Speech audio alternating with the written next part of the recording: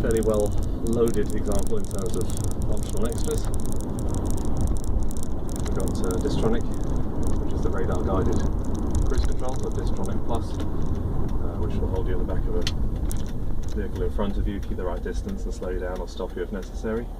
It also acts as a safety mechanism. If it sees a car impact about to happen, then it will slow you down, make a noise on the dashboard, put the brakes on and help prevent an accident. Equally, if you're going to get hit from the rear, then it will detect that, it will lock up your seatbelt, put the brakes on and make sure that the accident isn't bigger than it needs to be. So I'll activate it now by putting the cruise control on, setting it at 60 miles an hour in this case. What will happen is we'll get to the back of the car in front. I'm taking my feet away from the pedals.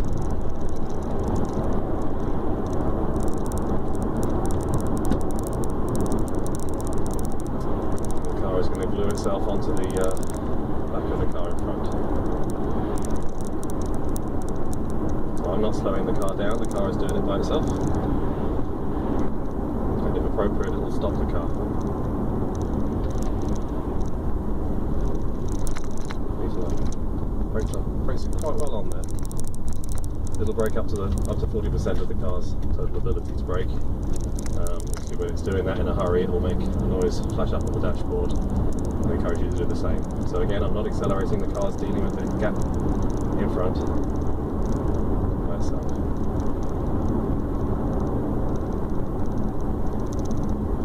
Nice and easy, nice and smooth.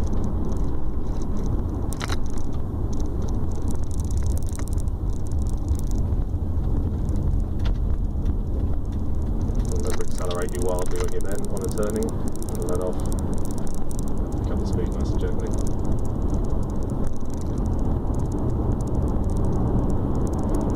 Okay, turn that off. Clearly we have so the stereo. It has the normal FM radio stuff. It has a CD multi-changer, which is here. It takes 6 discs in the dashboard. We also have the ability to play MP3s. Again, there's a memory card in here, which I'll leave in the car when we come to sell, so you can have quite a lot of music in a library within the car.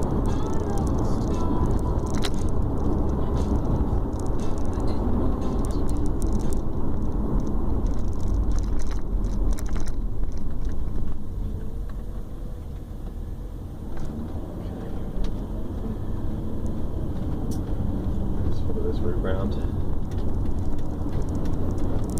Motorway where this car is built for, really. So we've got a fair bit of acceleration involved. So we'll just hop on the motorway for a second. It's all about refined and easy cruising in this car. It's surprising how well it will go around corners and small roads and what have you, but personally I'm more of a gentle driver. Up and down the motorway. Most of the miles I've done in the car have been motorway, to be honest. Customers all over the country, the Midlands and the North, and I live in the South.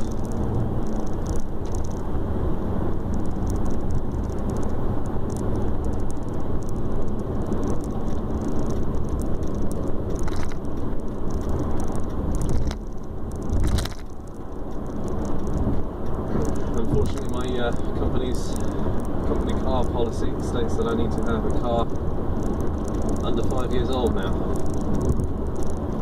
So I can't keep this car. Well, I could keep it, but I can't afford to keep this and have a company car losing the cash allowance. So C-Class it is. It's a real sad thing. I've thoroughly enjoyed this car. It's been a good companion. It's beautiful to drive, very relaxing.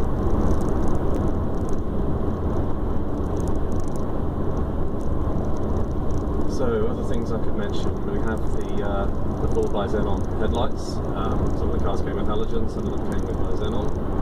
This has the ability to turn the headlights when you turn the steering wheel, gives you a little view around the corner. It also has additional lights that come on to light the very side when you're turning or indicating that you're going to turn. But yeah, even the regular beam actually swivels as you steer, which is handy for lighting where you're trying to get to. Keyless go, quite something I find difficult to live without, I think, to be honest. Just leaving the key in your pocket, walking up to the car, pulling the door handle, jumping in, pressing a button, starting the car. It's perfect. Other convenience features: the car has the fully electric seats, 3 position memories on both the driver's and the front passenger's seat, and they are also heated. Rather unusually for this car, given this is a short wheelbase, very unusual option is the rear seats are also heated. I don't think, well, when I was looking for this car, I was searching high and wide for a specification I wanted. I wasn't looking for the heated rear seats, but I certainly didn't see any others. It's pretty special on that basis. The car also has night view assist, which is a function that gives you a black and white camera view within the dashboard after dark, using a camera which is mounted just here, just behind the interior mirror, and in combination with infrared lamps, driving lamps, it lights up the road as an infrared sensitive camera, so you can see a lot of things that you can't see on normal dipped headlights. So within the screen down here you can see a display which is very much like having high beam on, in terms of everything around you being illuminated. It's pretty, you wouldn't try and drive the car purely on the camera, that would be silly. You need peripheral vision. Generally speaking, you glance down to it, treat it like you would a mirror, really. Just glance at it every now and then to see what's there. What's particularly nice is if there are any people or animals on the road, no matter what they're wearing, because they will be hot relative to the background, they'll show up. So you tend to find them showing up quite grey on the screen, so you can see a cyclist or something earlier than you might if you were just relying on normal headlights. And naturally, when you are able to put the high beam on, it's quite an impressive spread of light.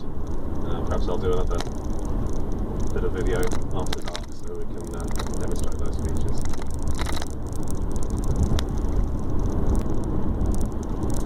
The car also has the soft close doors, so when you close the doors, if they don't quite latch, then they just pull themselves to. It's a very nice feature. It means you don't have to slam the doors, especially if you're picking up or dropping people off late at night. Then you don't have the sound of slamming doors to wake up the neighbours.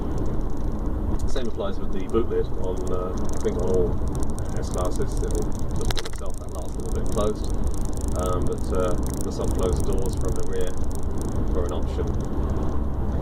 This also has the powered boot lid, so you press a button to close the boot, press a button to open the boot. You can do that from inside, you can open and close the boot from the inside, and of course you can open the boot from the key fob as well, if that's in your hand.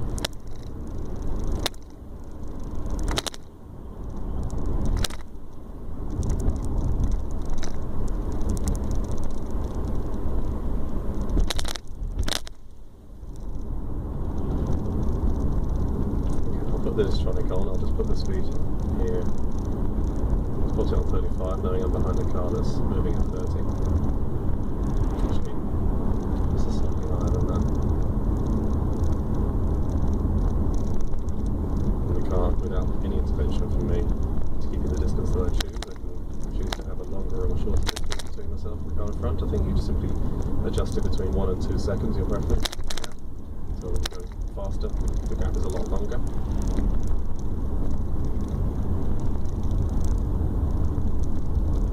Slowed me down here to 25. The cars in front were going a bit slower. What we'll do, depending on which direction the Zafira in front is going, we'll probably end up with the car pulling to a complete stop. I think that's the stop of the roundabout. So again, my feet are not on the pedals. Obviously I'm still steering and indicating. So there you go, it's slowing me right down, and I think it will bring me to a full stop. There you go. And to resume, just give it a little knock. Okay, Okay, it's pulling me away at the speed that it thinks will keep the gap in front. Okay, it didn't like that because of the angle. The car's in front of us, but you heard it just pull away. It's not really designed for use on roundabouts. Where it's designed for use is on the motorway and traffic jams. So the next time you're in stop-start traffic, you sit there, throw the Distronic on, and it will stop you. And then you give it a little nudge on the lever, or just touch the throttle, and it will start to pull away as the car in front moves away. So you can do your start-stop traffic without even using your feet, which is absolute luxury.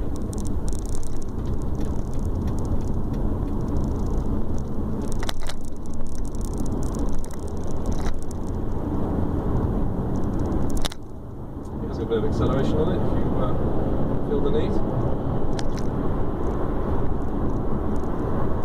Certainly has a good turn of speed. Nice V6 raw. You don't particularly notice this is a diesel. It's a very, very smooth engine. The mirror includes the remote control for the garage door. Works with pretty much any garage door.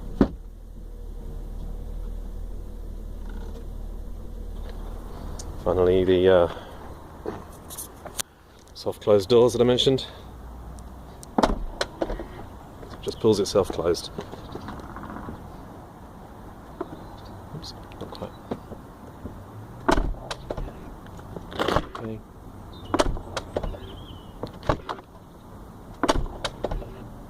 Very pleasant. So remote boot lid will open itself.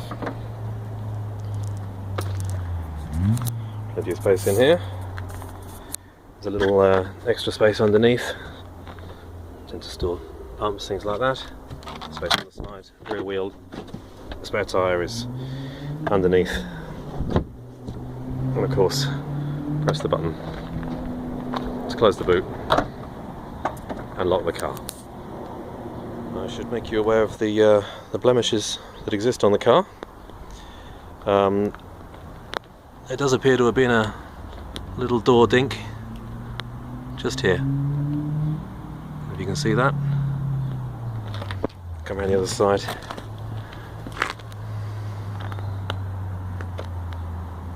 There you go. You can just see that. And the wheels are in great condition. These are the 18-inch wheels, slightly wider on the back. So you get 255, 255, 45, 18 on the front, and 275, 45, 18 on the back.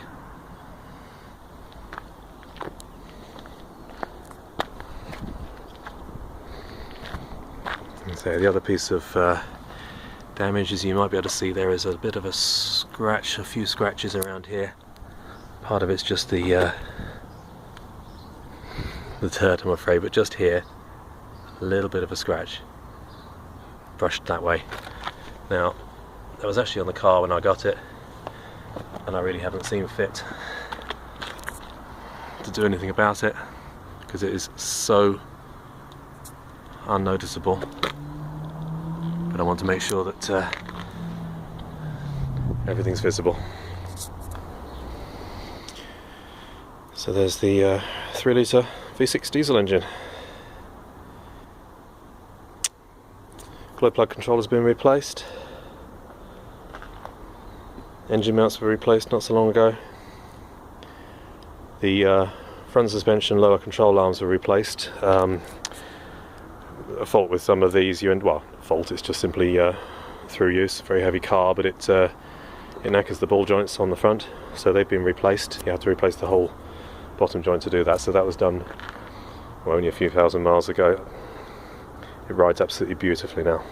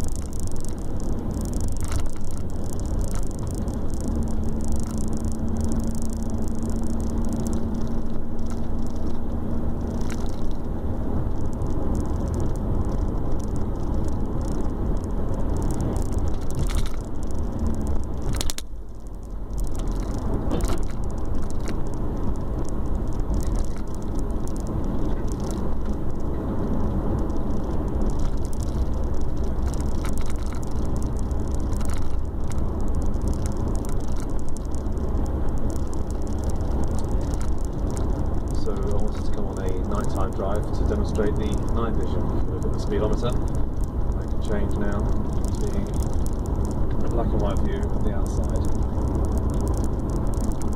Now, you may notice you can see the trees on the screen, but you can't see them through the headlights. It gives the effect of being on high beam, but of course not glaring anybody else, because infrared light is used on the beam here and is invisible to the human eye. So the camera can pick it up, but the human eye can't.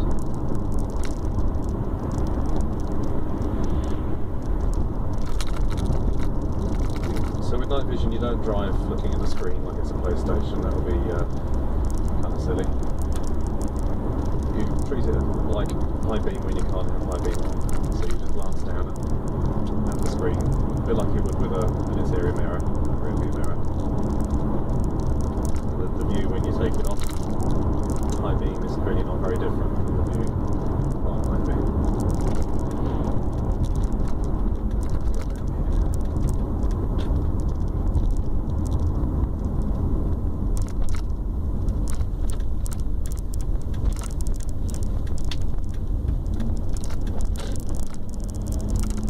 So we'll be looking out, let's see if we can find a cyclist or an animal, pedestrian, and make sure that we show that clearly on the screen to see how useful this can be. I'd say it's not a substitute for high beam, but it's a great deal better than dipped headlights if you're driving.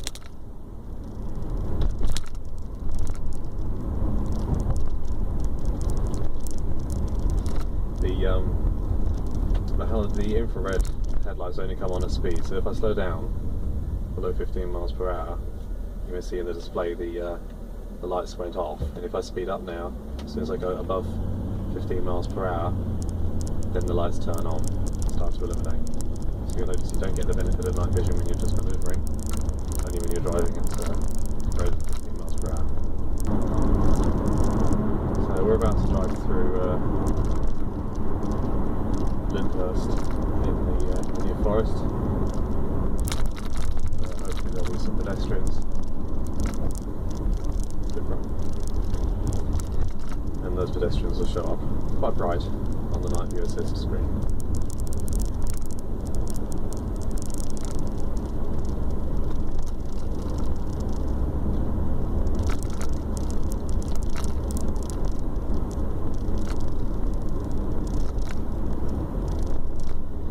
Other safety features on the car, if you brake very hard in this car, it'll actually flash the brake lights rapidly to warn people behind, get a little more alert. If the car thinks you're going to crash into something from the front, it'll beep and flash. See pedestrians? Very bright on the screen. It'll beep and flash if you're going to hit something and try and put the brakes on. If you do put the brakes on, it doesn't feel you put the brakes on enough to avert the collision, it'll put it on even harder. You can see these people, even though he's wearing dark trousers, they're showing up bright white on the screen. Probably difficult from that distance actually.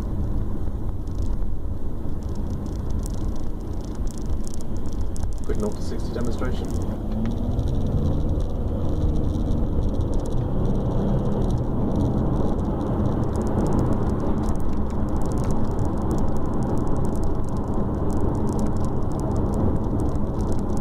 Despite its size. I had to be gentle when it was in first gear there because it's quite cold outside, only 1 degree. It's one in which you can easily break traction, and of course the traction control light started to flash there, showing that it was actually taking power away from the wheels to make sure it didn't slip. So on a warmer day with a stickier road, you just need to put your foot down in first. Cold night like this, you can't really put all the power down.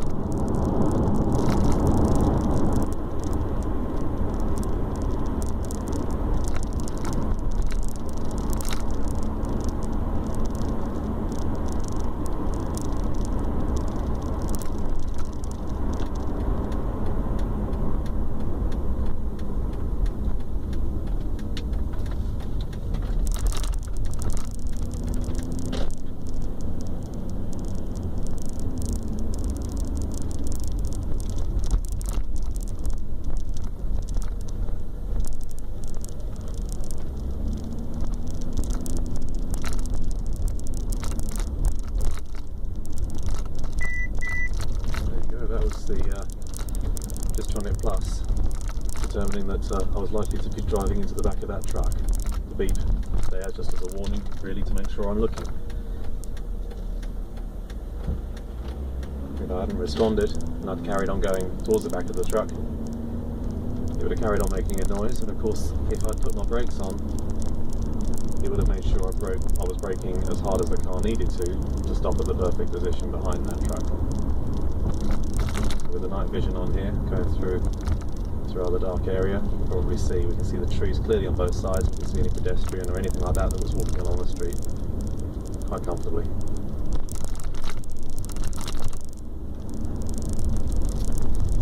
So another point on this, because we have the Distronic Plus radar based cruise control, it also acts as the parking sensors. So you may notice on the photographs of this car, you don't have the ugly little circles in the bumper for the ultrasonic sensors. This is done using radar, so you've got a long range radar in the middle behind that plastic shield, and then short range radar on both sides, and the same at the rear. And so you'll see, if I turn this off, you can see two little lines in the middle of the dash, and they are acting as my parking sensor visual displays.